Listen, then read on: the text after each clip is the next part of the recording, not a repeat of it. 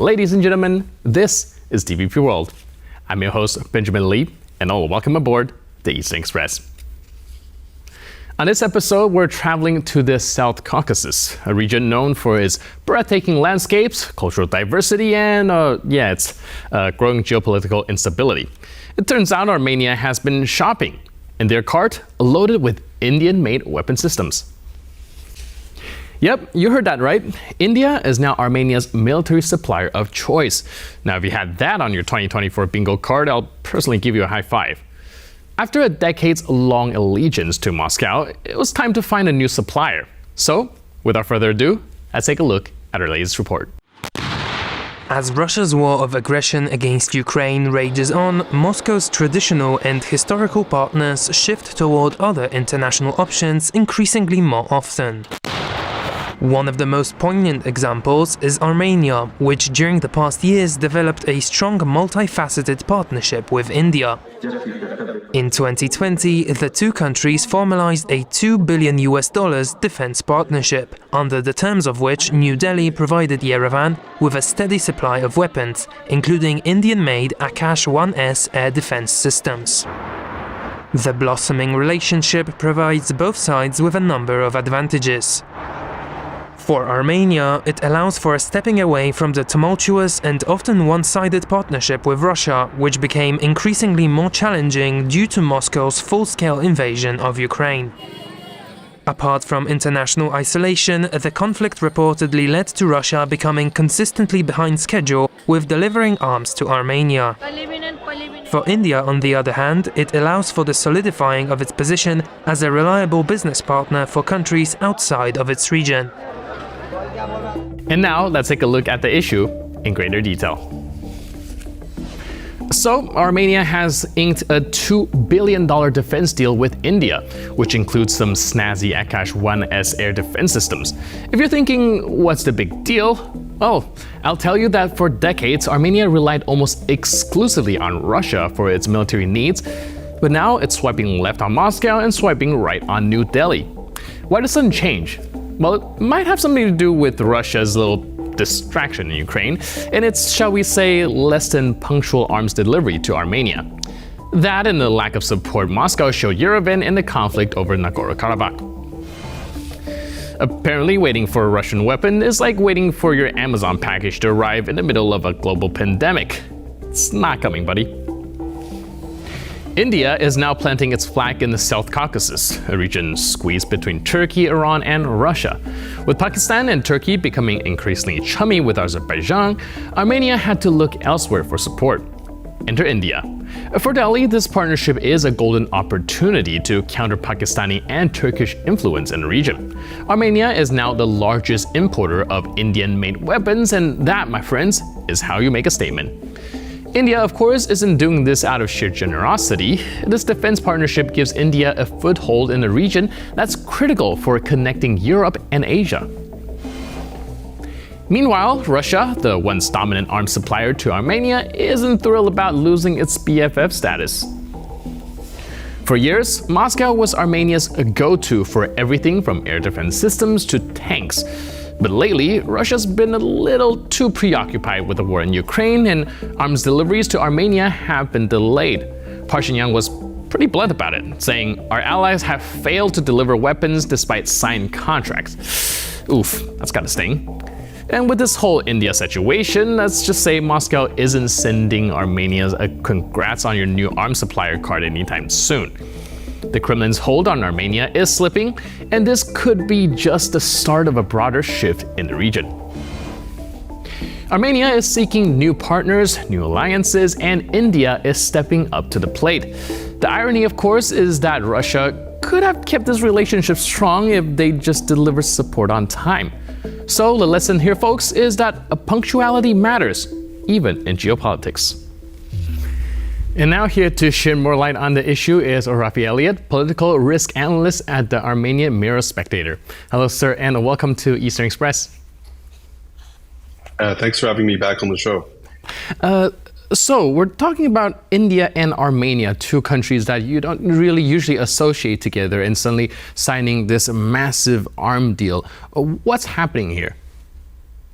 So it's interesting that you say that because while many in the general global public may not see a relationship between Armenia and India, Armenians and Indians actually do. We're talking about a relationship that's several hundred, if not 1,000 years old. Armenians were probably amongst the original pioneers in the Silk Route that established trade relationships between ports like Bombay and then Amsterdam and London and so on. And an Armenian community remains in India now 600 years later. Meanwhile, Armenia itself has been a destination for many Indian medical students as well as other entrepreneurs for decades now. And this relationship, which has always been warm, has, as you just pointed out, with the signing of a number of very far-reaching defense treaties, really warmed up exponentially in the last 3 years. Really, this starts in about 21 when the Indian foreign minister made his first visit ever to Armenia, which was followed very closely by the signing of several important military procurements by the Armenian military from India, which include anti-drone defense system, short-range anti-aircraft systems, towed artillery, self-propelled artillery, MLRSs, which are multiple launch rocket systems, and so on. And it seems that as India puts more military tools on order, Armenia seems to be ready to buy as much as possible. Right. Do you think that the shift from purchasing arms from Russia to from India is more pragmatic because Russians can't provide the materials anymore? Or is there also a political aspect of it where perhaps we're seeing Armenia taking a step away from its tie with Russia?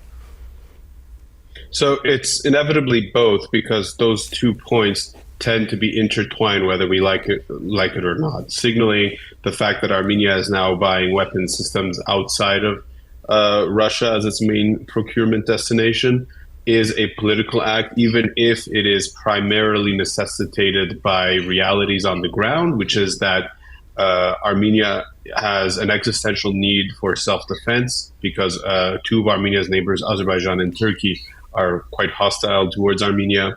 Meanwhile, Armenia's main defense partner and protector, Russia, is currently embogged in the invasion of Ukraine, which is not going very well for it, and has consumed most of the weapons on other countries, including Armenia. It should be pointed out that since Armenia lost the 2020 Nagorno-Karabakh war, put in a defense procurement request worth over $1 billion from Russia, and it seems that the vast majority of that order has not been fulfilled since most of the equipment requested was diverted to the stagnating war in Ukraine.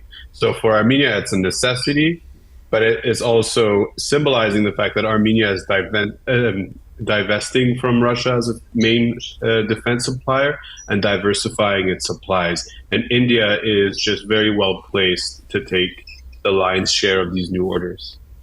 And do you think that this move by Armenia will further a sour relationship between Russia and India? We know that India has been trying to play both sides on this war, but recently they've been warming up to the West and Ukraine a little bit more, and now adding to this new arms deal with Armenia. Do you think that the Russians will start to take a look at India and says, okay, maybe you're leaning on one side more than the other? So India at the moment is actually emerging as a very dangerous competitor to Russian arms sales around the world. India has been transitioning since the late 80s into today from being one of the world's largest and most secure procurer of Russian weapons. In fact, some 80% of the Indian military's equipment, as well as a lot of the indigenously produced weaponry, are Russian or Soviet derived.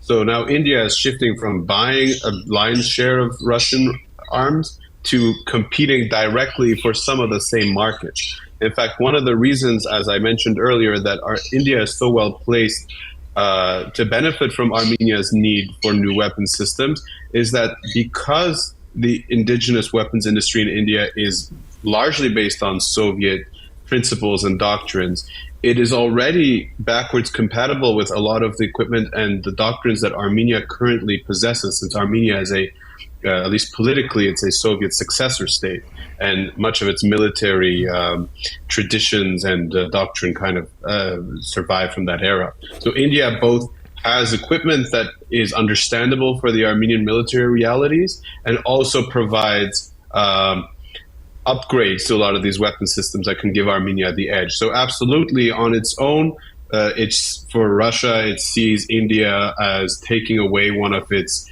main protectorates, Armenia.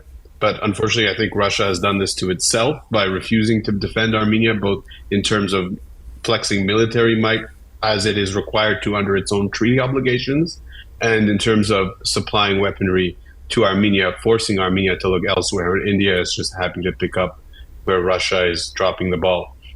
Right, and you mentioned the compatibility issue isn't that big of a deal since India, Armenia, and Russia use pretty much a very similar system in doctrine. But do you think this is a phenomenon that we will be able to see across the other parts of the world, or this is a more kind of exclusive to Armenia situation where people are divesting from Russia, looking for other partners to work with?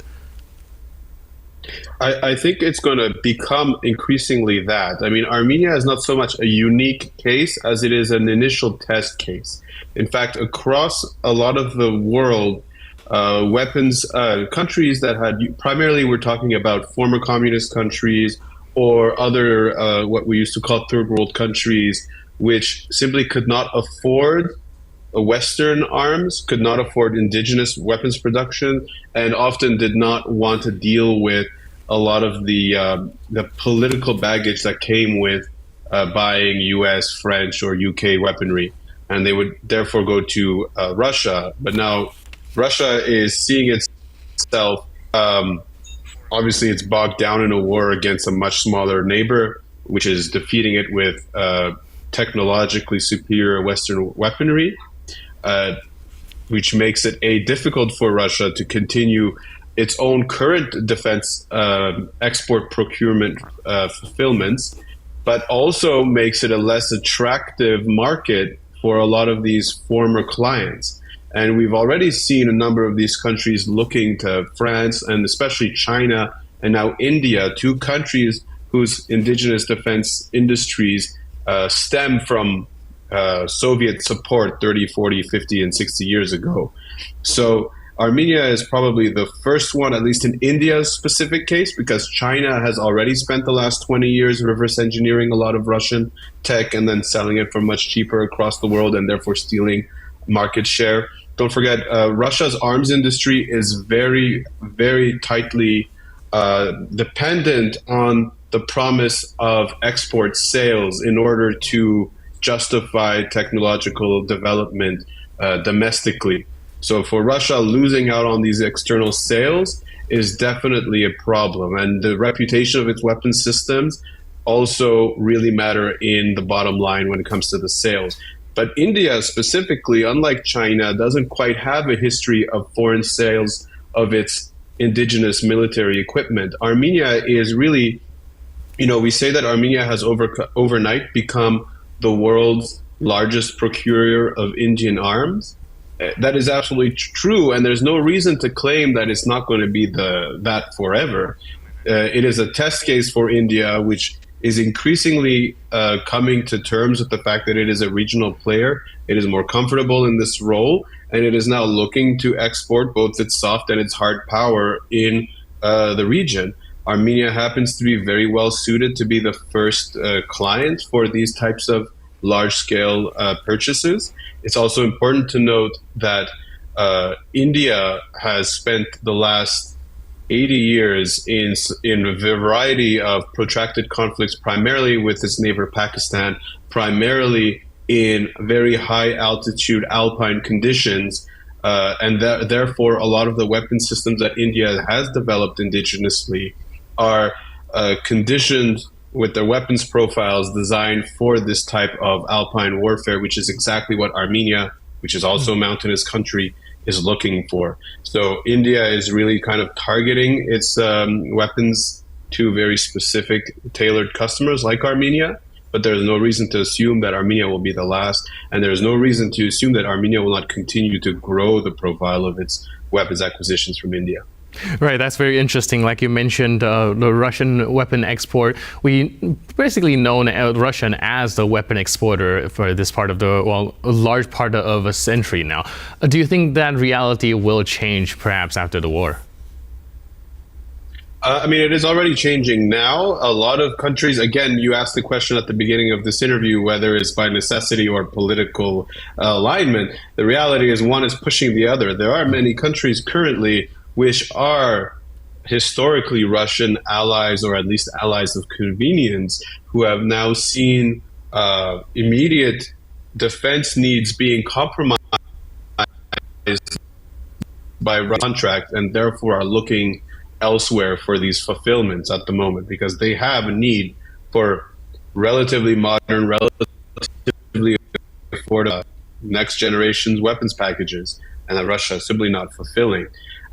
It's also true just of the performance of these weapon systems. There is a very infamous case in which the Armenian Prime Minister Nikol Pashinyan criticized the effectiveness of the Russian Iskander-M ballistic missile system as it was used during the 2020 Nagorno-Karabakh war, which later caused a bit of a constitutional crisis inside Armenia, and especially garnered a very negative reaction from the Russians themselves.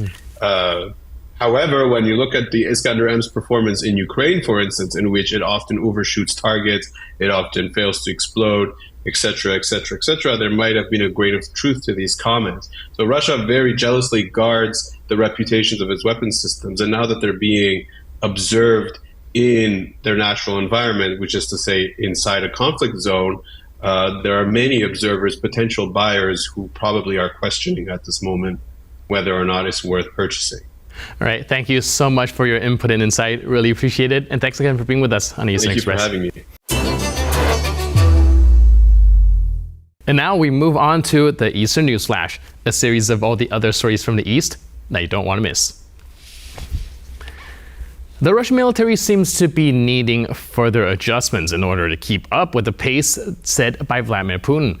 The Russian leader has introduced yet another modification to the structure of the Russian war machine. At the beginning of the week, Russian President Vladimir Putin formalized a decree to increase the size of the country's military by 180,000 soldiers, bringing the total number of active servicemen to 1.5 million. The move thus raises the overall number of military personnel to nearly 2.4 million and marks the third expansion since the beginning of Russia's full-scale invasion of Ukraine in February 2022. Previous troop increases accounted for 137,000 new recruits in August 2022 and 170,000 in December 2022. The latest expansion comes amid Putin intensifying warnings that Ukraine's use of long-range Western weapons to target Russian territory could lead to a direct conflict with NATO. The dictator has repeatedly cautioned that Western military aid to Ukraine risks escalating tensions, even potentially leading to a nuclear confrontation. Meanwhile, Ukrainian President Volodymyr Zelensky is urging Western nations to approve the use of longer-range missiles, such as the British Storm Shadow and US-made ATACMS, to strike targets deep within Russia. As Ukraine faces rising threats to its nuclear power plants from Russian airstrikes, Kyiv continues to plead with the West on a supply of longer-range weapons. According to Vladimir Zelensky, the use of long-range missiles would allow Ukraine to tackle Russian aggression more effectively. The Biden administration is reportedly considering easing restrictions on Ukraine's use of Western-supplied long-range missiles, potentially allowing strikes on Russian airfields. While the US has been hesitant to permit Ukraine to target Russian territory with its missiles, it may allow the UK's Storm Shadow missiles, which use US technology, to be deployed more freely. Ukraine has been pressing for more advanced weapons, including US-made ATACMS missiles, as Russia's missile attacks continue to target infrastructure and cities. However, concerns over escalation have caused Western countries to limit the range of weapons provided to Ukraine. Energy experts fear that Russian strikes on critical substations could trigger nuclear reactor shutdowns and potentially lead to a nuclear incident. Ukrainian officials hope the risk to the energy grid will prompt Washington to reconsider its stance on missile use. Local figures continue to voice their opposition to the Taliban's rule. Veteran Afghan warlord Abdurrashid Dostum has called for opposition groups to unite and form a government in exile to challenge the Taliban's rule in Afghanistan. Speaking to a Turkish-based Afghan resistance group, Dostum emphasized the need for collective action against the Taliban's unrecognized and unlawful regime. Known for his role as a former deputy defense minister and his leadership over a private army, Dostum has established himself as a key figure in Afghanistan's turbulent political landscape for decades. Although accused of past human rights abuses, Dostum has remained a significant player domestically, particularly in northern Afghanistan, where he once held power. He had previously expressed his willingness to confront the Taliban militarily, urging the international community to recognize that the extremist group cannot be reasoned with. The Taliban's return to power in 2021 led to widespread repression, including the persecution of women and minority groups. As Russia's war of aggression on Ukraine rages on, the international community attempts to mediate the conflict in order to eventually bring about its end. In a conversation with the German Chancellor Olaf Scholz, Kazakh President Kassym-Jomart Tokayev claimed that Russia cannot be defeated militarily and urged for support for peace plans proposed by China and Brazil. Tokayev warned that further escalation could have devastating consequences for humanity, particularly the nations involved in the conflict. However, Scholz rejected this approach, emphasizing that Germany supports Ukraine because Russia initiated an unprovoked invasion in February 2022. Scholz stressed that Russia's ongoing aggression is the root cause of the war and must be addressed, asserting that Moscow could end the conflict by ceasing its attacks.